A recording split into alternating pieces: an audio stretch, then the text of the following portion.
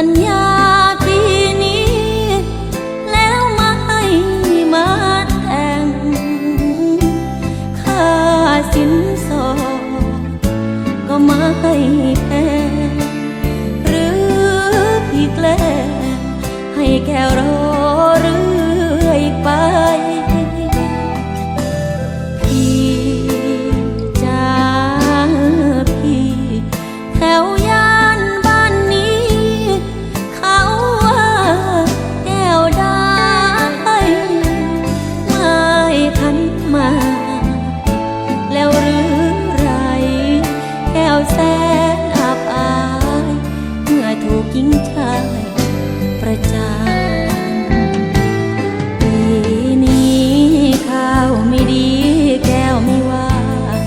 แต่อย่าลืมปีหน้าพี่ต้องมาแต่งงานจะรออีกปีคราวนี้คงอีกไม่นานใจไว้วันกลัวพี่หลอกลวง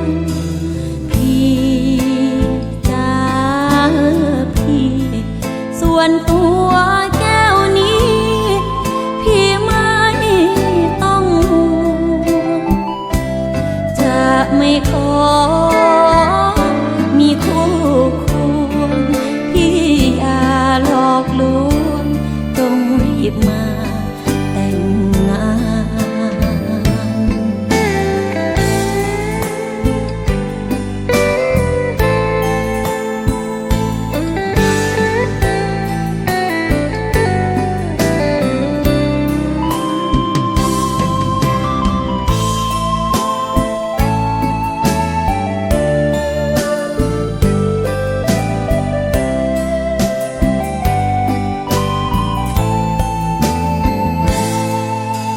พี่